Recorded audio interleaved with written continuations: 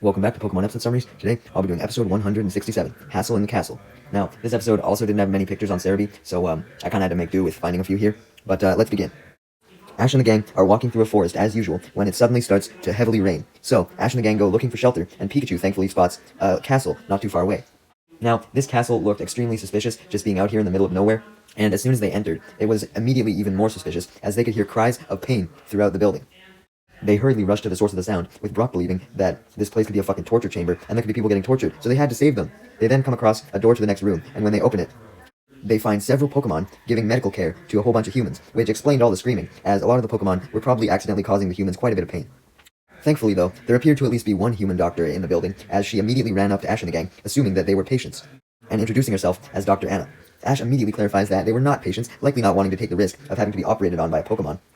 But Brock, on the other hand, doesn't even hear what Anna had just said, instead just focusing on her name and requesting that she call him one of his nicknames, like Rocco Brocco, Lover, or Brocky, obviously being the simp that he was. Misty notices Brock's desperate simpy behavior as she suggests that Anna should actually call him by his more appropriate nickname, Insane. Damn, awesome burn.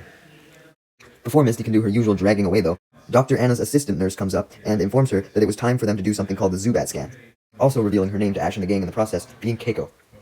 Insinuating that this Zubat scan had something to do with treating people, Dr. Anna rushed into the procedure room, with Ash and the gang following, wanting to see what the Zubat scan was all about. Inside the procedure room already was a man laying on a bed, and of course, a Zubat. The Zubat then uses Supersonic on the patient, while Anna looks at the waves using a machine. Once Zubat is done, Anna informs the man that he seemed to be perfectly okay and his back just needed a bit of a massage, explaining that her Machoke could totally do that for him, so the man obliged as her Machoke came in and began to give him a massage. After seeing the Zubat use Supersonic, Brock came to the conclusion that a Zubat scan must have been a Pokemon equivalent of an ultrasound, as Zubat used its supersonic waves to check a patient's internal health, such as their muscle structure. Dr. Anna confirms Brock's observation, explaining that her clinic here used Pokemon to diagnose and treat medical problems in humans, as opposed to using human inventions. She also clarifies that Zubat wasn't the only one who had a special job, as Machoke used its strength for a whole bunch of massages, Spinneracks used their webs to make bandages, and Mareeps used their electricity to stimulate muscles. She also admits that, even though she was close with all of her Pokemon, she was particularly close with the Zubat, giving it a green ribbon, and also nicknaming it Mimi. Misty then questioned why the fuck Dr. Anna and her Pokemon didn't operate at a normal hospital or Pokemon Center, and instead chose a creepy-ass castle as their clinic. To which Dr. Anna reveals that the owner of the castle used to be one of her patients, but then the owner moved away and allowed her to set up her clinic at the now vacant castle. But here's a question. Why would the owner move away without selling the castle to someone? Did Dr. Anna have to pay for it? I wonder. Dr. Anna then states that although it's been nice chatting with Ash and the gang, she had to get back to work. But Brock stops her, letting out his Zubat, figuring that she might be impressed by it since she seemed to love Zubat so much. Brock's Zubat had other ideas though, as it instantly flied up to Mimi, and they both happily greeted each other, leading Brock to declare that his Zubat and Mimi must have been the perfect team and had been fated to meet, and therefore their trainers, him and Anna, must have been fated to meet as well. Dr. Anna unfortunately isn't big on the flirting, and simply ignores Brock, stating that she really had to get back to work. Brock stops her again though, and suggests that him and his Zubat could help her with her work, as thanks for her castle providing them shelter from the rainstorm. Anna obliges, wanting all the help that she could get, as her and Brock go off to make some rounds around the hospital, leaving Ash and Misty standing there, and declaring that they should go make some use of this spare time, and go tour around the castle, hoping to find something to eat, as they were starving after their long trek through the woods. Meanwhile, as for Team Rocket, they were inside the castle as well, having snuck in. They were being extremely careful to be quiet, so they were immediately jump-scared when they heard a sound and saw a shadow approach them from behind. However, when they turned around to go find out what the shadow was, it turned out to be nothing but Wobbuffet, who had forcibly exited its Pokeball, leaving Jessie to scream at it as usual and recall him back. Just then, Meowth smelt something, and led Team Rocket to the source of the smell, being the castle's pantry that was filled with a week's supply of food. Man, I'm sure Ash and Misty would be pissed off once they found out that Team Rocket had found the pantry. I mean, they were busy looking for food of their own. Sure enough, speaking of Ash and Misty, as Jessie and Meowth were chowing down on the food, and James was putting a lot of it in bags for them to steal for later, Ash, Misty, and Keiko entered the pantry as well, since Ash and Misty had requested Keiko to take them to the pantry. Upon spotting Ash and Misty, Team Rocket obviously hightail it out of the pantry as fast as they can, running past Brock and Anna in the process. As Brock and Anna had been indeed making their rounds around the hospital with their Zubat, as well as Brock's Geodude and Pineco, as Anna had requested that they carry some boxes. They were having a conversation about how Brock was training to be a Pokemon breeder, with Brock clarifying that he was training for his entire life, and he was about to also add how he was going to use all of the Pokemon that he raised as a breeder to help in human medicine, much like Dr. Anna was doing, likely trying to convince her that they had more in common than she may have thought. But anyways, this conversation was cut off because, Team Rocket was running past. Dr. Anna spots the bags of food that were still in James's hand, but she merely just inquires if Team Rocket had an appointment, stating that they couldn't be in the castle unless they did. Team Rocket respond by doing their motto, introducing themselves, and joking about several different ailments that they had, such as athlete's feet and severe itchiness. This just makes Brock hate the motto even more, and Ash and Misty soon share his sentiment when they show up, having spotted Team Rocket obviously when they were inside the snack pantry and decided to give chase, with Ash sending out Pikachu. Ash threatens Team Rocket to give back the goddamn food, otherwise he would have Pikachu shock them, but obviously Team Rocket refused and just continued to run away, leading Dr. Anna to go chasing after them. As she remarked that the hallway that Team Rocket was running towards was actually dangerous. Upon hearing this led Brock and the two Zubat to chase after Dr. Anna as well, to make sure that nothing bad would happen to her. Unfortunately, Team Rocket didn't listen to Dr. Anna's warnings, and they proceeded to run down the hallway, falling down into a strange maze as a result, with Dr. Anna, Brock, and the Zubat following suit.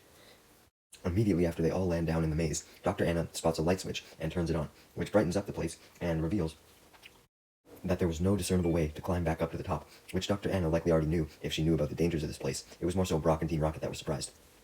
Brock wonders how the fuck they were going to escape from down here, with Team Rocket stating their belief that there had to be an exit just somewhere else, so they decided to go in another direction to find their way out.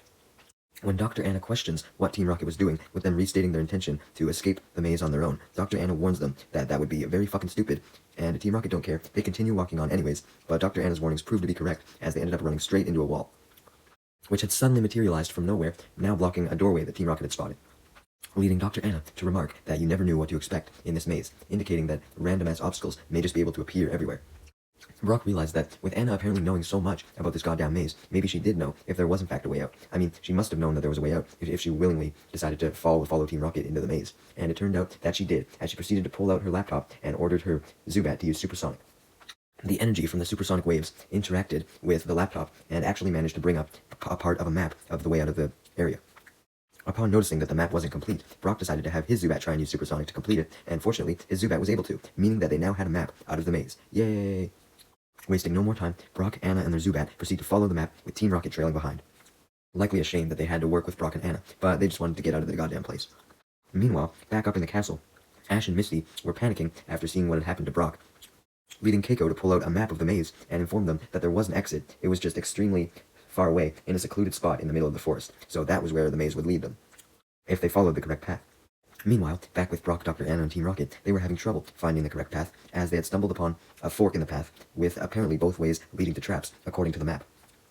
Fortunately though, back on the surface, Ash, Misty, and Keiko had decided to go to the secluded spot in the forest that was the exit, and try and call Brock and Dr. Anna from there to see if they could get them up by directing them. However, when they arrived at the maze's exit, they found that it was covered with dirt and gravel, meaning that Dr. Anna and Brock would have no way of escaping, even if they did reach the exit. Unless, of course, they dug the dirt and gravel away. So that's what Ash and the gang decided to do, with Pikachu, Togepi, and Pineco helping out, along with Geodude. Back in the maze, Brock and Dr. Anna were analyzing the map, because obviously there had to be a way out. Both paths couldn't just lead to traps. It was obviously taking them a long time to analyze, though, which pissed Jessie off. She didn't want to have to wait, so she decided to just take one of the paths of her own accord, along with her Wobbuffet, who had forcibly popped out of its Pokeball. She should have known that this was a bad idea, though, as right after taking the left path, her and her Wobbuffet ran straight into a wall that had since materialized out of nowhere. Man, that seems familiar. Fortunately, it seemed as though Jessie's little blunder had actually resulted in some good, as when Brock and Anna were still examining the map, one of the paths had now been free. There was no longer a trap at the end, and this was because Jessie running into the wall that had materialized had somehow triggered the trap on the other path to disappear, leading Brock and Dr. Anna to take the right path, with Team Rocket still following, as Ash and the gang continue to dig up the exit on the surface. Anyways, unfortunately, Dr. Anna's laptop then notifies them of another obstacle, this time blocking their only way forward. Jessie once again didn't care though, as she merely continued down the pathway, although this time making Wobbuffet go in front of her as opposed to behind, so he could block any traps that did arise. However, after walking down the path for a while and not coming across any traps, Jessie began to get cocky once again and moved in front of her Wobbuffet. This proved to be a mistake though, as the walls then started to collapse, with Jessie taking the full brunt of the attack.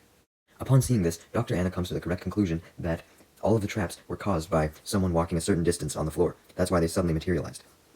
Back up on the surface, Ash could finally see a part of the exit, because they had cleared through enough dirt and gravel, and was determined to keep on digging. It was a good thing that he did, because Brock and Dr. Anna's Zubat had managed to use their supersonic waves to find a way out of the maze, not even having to fully use the map. Brock was so happy to be on the verge of freedom that he proceeded to have one of his simp fantasies about being with Anna forever and getting married to her. Yeah, I don't know, Brock. I feel like you should set yourself up for disappointment there. As for Team Rocket, they were amazed by the Zubat's ability to find a way out without even using the map, and determined that because of that, they must have been super powerful, so they were going to steal them. Surprise, surprise. Having reached the end of the maze, though, that was also successfully dug out by Ash, Misty, and Keiko, everyone unfortunately realized that despite reaching the exit, Brock and Dr. Anna still couldn't escape, as Ash, Misty, and Keiko had found that the exit hidden under the dirt and gravel was a door, and when they went to open it, the door wouldn't open. With Brock and Dr. Anna unable to exit from their side as well, they simply decided to wait, as Anna thanked the two Zubat anyways for at least finding them the exit, even though they couldn't escape. Team Rocket then took the opportunity, though, to steal all of the Zubat, bagging them up in nets. They stupidly ran away so fast, though, that they only ran away straight into the blocked door. Now, that was a fucking stupid move, Team Rocket. You knew you couldn't escape. Why the fuck would you try stealing the two Zubat? It's Team Rocket, what do you expect? Anyways, back on the surface, with Ash, Misty, and Keiko realizing that there was no way that they could try and push the door open, Ash decided to have Brock's Pineco use self-destruct, and this explosion that resulted was enough to break the door. Yay! In the smoke caused by the explosion, the two Zubat take the opportunity to break out of the net by flying out without Team Rocket noticing, and they soon follow Brock and Dr. Anna outside of the maze, and they're all reunited with Ash, Misty, and Keiko. Yay! Of course, though, Team Rocket wasn't there, as they were still in the maze, recovering from running into the door. Pikachu looks down into the maze to check on them, but this proves to be a mistake, as Team Rocket then lasso him with a rope, capturing him and putting him inside of a glass jar. Jesse and James decide that having Pikachu was all that they needed, so they begin to make their escape by running out of the maze and past Ash and the gang by using James Weezing's smoke screen so that it would blind Ash and the gang. However, the smoke proved to be useless, as Brock, Zubat, and Mimi just blew it away with their wings. This leads Team Rocket to stop in their tracks and Jesse to send out Arbok, who uses Poison Sting, but Brock has his Zubat counter by using Supersonic, which confuses Arbok, so it attacks Team Rocket instead. With this really being the most battle experience that Brock's Zubat had ever had, it meant that it was beginning to evolve it did, into Golbat. Let's go! Arbok then recovered from being confused and fired Poison Sting at Golbat, but Golbat was way too fucking strong now, as it simply used Wing Attack to block the Poison Sting needles. With Arbok now defenseless, Golbat took the opportunity to use Supersonic against Arbok and Weezing, knocking them out, but also destroying Dr. Anna's laptop in the process, as the supersonic waves were too powerful and caused it to overheat. James was also hit by the supersonic waves, which caused him to try and cover his ears, dropping Pikachu's glass cage as a result, shattering it and freeing him, allowing Pikachu to send Team Rocket blasting off with a Thunderbolt. Yay! Ash and the gang and Dr. Anna then return inside of the castle, with Dr. Anna noticing that Brock had sustained an injury on his arm while commanding his Golbat. She proceeds to bandage up the wound, while Brock fantasizes about getting this kind of treatment all the time, before realizing that he could if him and his Golbat helped her use their own supersonic waves to diagnose patients. When he mentions this to his Golbat, though, and prepares to go say goodbye to Ash and Misty, due to him really wanting to stay with Dr. Anna overhears this and stops him, stating that she didn't want him to help, as his Golbat's supersonic waves were actually too powerful since they destroyed her laptop, meaning that they could likely damage a human as well, so Brock's Golbat was too dangerous. Though Dr. Anna does admit that even though his Golbat was dangerous, it was certainly raised well, as a Pokemon usually couldn't develop a move as strong as that one immediately after evolving. It usually took them some time to get used to using the attacks in their new form. Brock was grateful for the compliment, but he couldn't really focus on it. He was too heartbroken at this point. He had just been rejected by Dr. Anna, meaning that he had to continue on with Ash and Misty instead. The episode then ends with Ash and the gang saying goodbye to Dr. Anna and her assistant, Keiko, with Brock crying as he did so. Brock's Golbat was also immensely sad to say goodbye to Mimi, and both Brock and him became paralyzed by their sadness, leading the episode to end as Ash and Misty dragged Brock and Golbat with them.